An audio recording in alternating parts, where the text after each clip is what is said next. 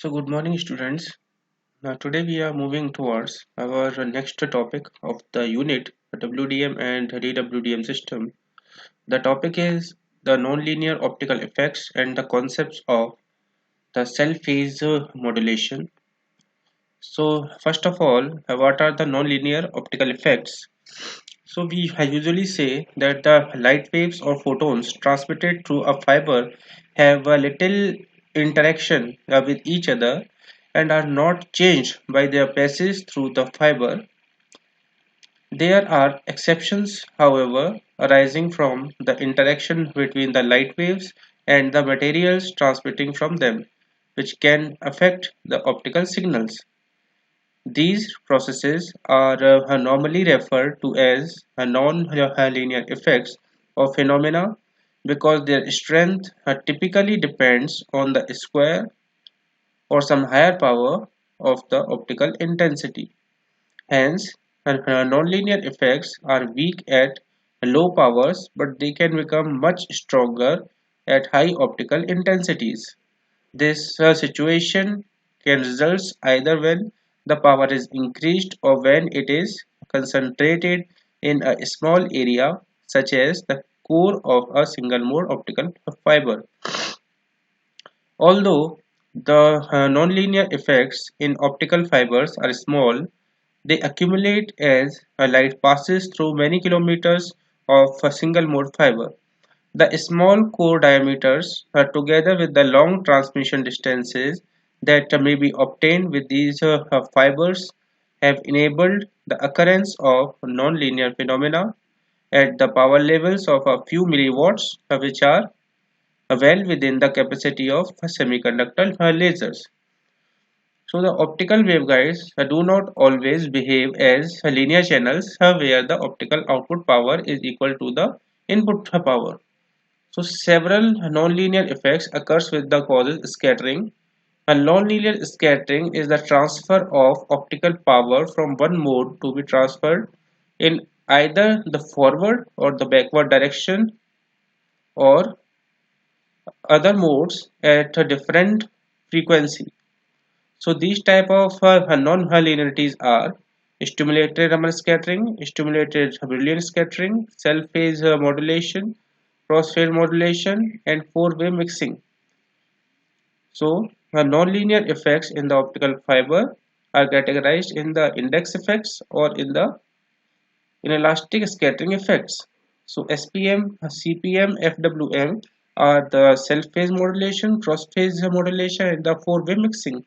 Or the scattering effects are the SRS and SBS, that is stimulated Raman scattering and stimulated Brillouin scattering. So stimulated Raman scattering, first of all, it stimulated Raman scattering, a high frequency optical photon is generated. The stimulated Raman scattering process is initiated by noise or the thermally induced fluctuation in the optical fields and the active vibrational modes.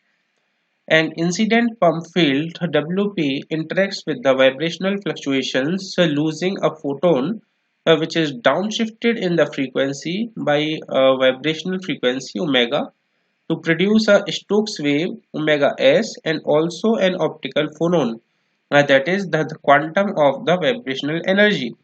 The pump decays with the propagation distance, and both the phonon population and Stokes wave grow together. If the generation rate of the Stokes light exceeds the loss, stimulated emission occurs and the Stokes beam grow exponentially threshold power PR. So here the value of threshold power PR is given by the 5.9 multiplied with 10 to power minus 2 d square lambda alpha dB. So here we can see that the Raman, it is a Raman scattering light and the noise fluctuation in the optical fields and the molecular vibration. Then there is a decay to thermal heat, then grow together and drive each other. Then here we can see the optical phonon in the vibrational mode or excited mode, and it decays the normal the thermal energy in the form of heat. Here we can see the normal modes and these are the excited modes. Now second one is the stimulated Brillouin scattering. In stimulated Brillouin scattering, that is a SBS, a high frequency acoustic phonon is generated. The stimulated Brillouin scattering is the modulation of the light through a thermal molecular vibration within the fiber. The scattered light appears as upper and lower sidebands, which are separated from the incident light by the modulation frequency. The stimulated Brillouin scattering is the significant above the threshold power, and the threshold power Pb is given as 4.4 multiplied with 10 to the power minus 3 d square lambda square alpha dB. Here d is the fiber core diameter, and lambda is the optical wavelength, alpha dB fiber attenuation, b is the source bandwidth. So we can see that when an optical wave is within a fiber medium, incident a photon may be scattered, producing a phonon emitted at acoustic frequency by exciting the molecular vibrations that were together with another photon at a shifted frequency. In quantum mechanical terms, this process can be described as the molecule absorbing the photon at the original frequency while emitting a photon at a shifted frequency and simultaneously making a transition between the vibrational states. The scattered photon therefore emerges at a frequency shifted below or above the incident photon, a frequency with the energy difference between the two photons being deposited or extracted from the scattering medium. An upshifted photon frequency is only possible if the material gives up the quantum energy equal to the energy difference between the incident and the scattered photon. The material must be therefore be in a thermally excited state before the incident photon arrives at the room temperature. So now there is an effect that is called the Kerr effect. The nonlinear effects, which can be readily described by the intensity-dependent refractive index of the fiber, are commonly referred as the Kerr nonlinearities. The refractive index of a medium results from the applied optical field perturbing the atoms or the molecules of the medium to induce an oscillating polarization, which then radiates or producing an overall perturbed field. At low intensities, the polarization is a linear function of the applied field, and hence the resulting perturbation of the field can be realistically described by a constant refractive index. However, at higher optical intensities, the perturbations do not remain a linear function of the applied field, and Kerr non-linearity effect may be observed.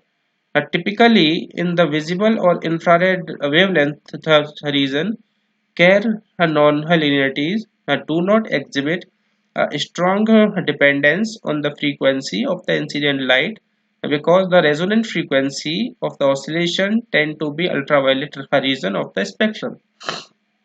So in general we can say that the Kerr effect is due to the non-linear response of the material. It means that the index of the silica is now depending on the optical field propagation through it. The power dependence of the refractive index is responsible for the Kerr effect. Depending upon the type of the input signal, the Kerr nonlinearity has three different effects such as self-phase modulation, cross-phase modulation, and the four-way mixing, that is FWM. The nonlinearity is in a refractive index is known as the Kerr nonlinearity. This nonlinearity produces a carrier-induced phase modulation of the propagating signal, which is called the Kerr effect. So we can see the n is equal to n plus n2 p divided by A effective. Here, the n is the ordinary refractive index of the material, n2 is the non-linear index coefficient, delta p, or we can see p is the optical power, and A effective is the effective mode area. The numerical value of n2 is equal to 2.6 multiplied with 10 to the power minus 20. Now the non-linear optical effects due to the Kerr effect are the cell phase modulation, that is SPM. So if the intensity modulated signals propagates in the fiber, the intensity modulation induces an index modulation of the fiber, and in return a phase modulation to the signal. The signal modulates itself. The SPM induces the phase modulation broaden the signal spectrum.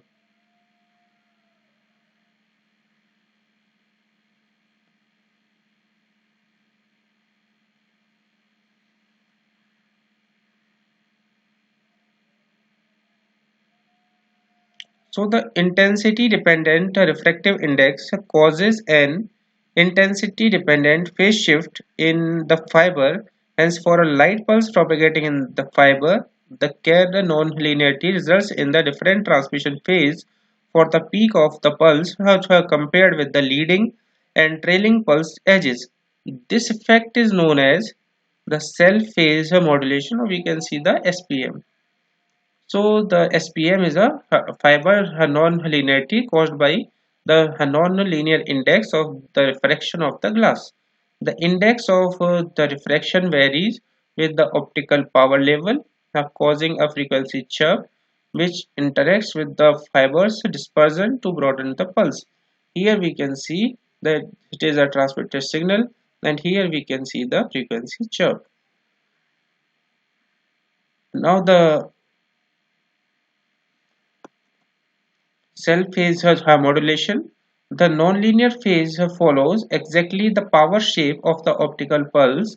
The frequency chirp is then proportional to the derivative of the optical power. If the pulses propagates under the non-linear regime, so the optical frequency will decrease on the pulse leading edge. The optical frequency will increase on the pulse trailing edge. So we can see that the spectral broadening of the pulse is look like this. Okay. So the another topic and the continuation of the cell phase modulation will be discussed in the next lecture.